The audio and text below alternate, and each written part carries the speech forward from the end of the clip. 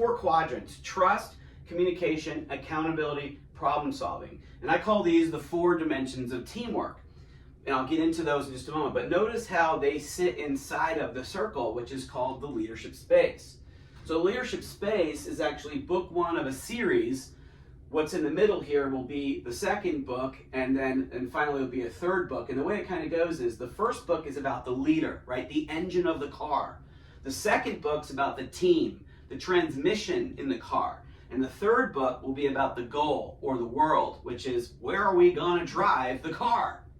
So in that kind of analogy, you can see that the leadership space, the circle, is the power. That's the power of the leader, right? And so the leader gets their power by being self-aware of the space that they're operating in, or the energy they're putting out. There's been a lot of discussion over the last 20 years about the concept of emotional intelligence, right? Daniel Goleman, emotional intelligence. Emotional intelligence. You know, he's done a lot of work with that. And so the idea of emotional intelligence is to be aware of essentially who are you being with other people. He doesn't use those words, he uses the language of emotions, but in the leadership space, I introduce you to the idea of who you're being, which is to say, what is your mindset and emotional environment? Like, how are your thoughts about yourself, others, and the situation affecting the kind of energy that you put out to the world? Because there's always a ripple effect of who you're being. As a matter of fact, research shows, and part of that research comes from the authors of this book, Primal Leadership. This was Daniel Goleman and another gentleman. They showed that a leader's mood can have up to a 30% impact on their team's performance. And why is that? And it's because a leader is the tribal chief. At a subconscious level, everyone is looking to the leader as the person to say, what should we do? Where should we go? How should we perceive this situation? Is it a threat? Is it an opportunity? Should we get, worried? Should we get aggressive? Like, how should we be about situations? The leader is always the director of the mood and the energy of the team. And that's why the leadership space is surrounding the team, right?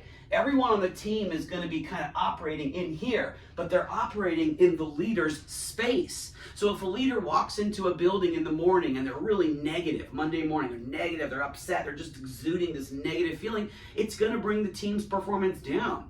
And some people may be able to operate in that. Your high performers might not be affected, but overall, your leadership vibe, your resonance, right, your space is going to affect people. Whereas conversely, if a leader comes into work every day, excited, positive, wanting to contribute to people, it's going to elevate people's performance because your team is always experiencing your mood, your energy, your mindset and emotional environment, your leadership space. And so it's really important for you to understand how to create a powerful leadership space. And so book 1 tells you exactly how to do that.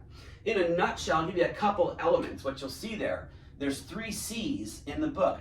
Call it the 3 C's, okay? And the 3 C's are choice, context, contribution. I'll just call it contribution, okay?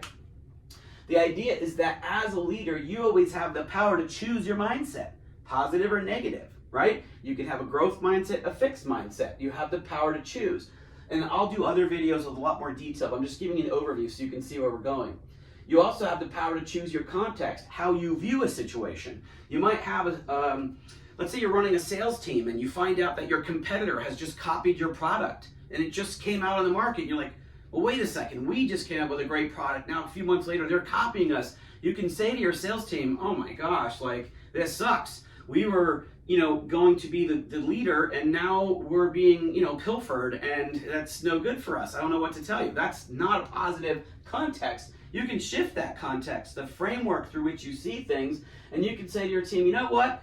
The reason they're copying us is because we're the best. All we got to do is continue to focus on customer service and giving our 100% effort to make the customer, feel great about what we're doing, and they're going to come to us because we're the one that came up with the product in the first place. Mimicry is the greatest form of flattery. They're nothing. We're the ones. And just by shifting the way you see the situation and shifting the way the team sees the situation, you're going to create power for your team. You're going to create a space of positivity and power by changing the way you frame what's happening. That's a big thing that leaders need to do. Control the context of situations. And then finally, contribution, right? Contribution is basically saying, you know what? I'm not here for myself, I'm here for others, right? Contribution mindset or contribution consciousness is about shifting from ego to others. It's about wanting other people to be successful and powerful in your space, in your environment. And so when you think about how can I be a contribution, you're always going to show up on other people's radar as someone they want to interact with. They want to work with you. They want to show up for you. Because there's another law that comes into play here, and it's called the law of reciprocity. When I do for you, you naturally want to do for me, right? It's a naturally ingrained phenomena of human beings that when I give to you, you want to give to me. So by coming from contribution consciousness or a contribution mindset, you naturally activate your team's desire to show up great for you. And that's how you create a powerful environment for your team to operate in, a powerful leadership space, okay? That's the first thing. Now, once you've got that space built, you want to start to look at, well, how do I create teamwork?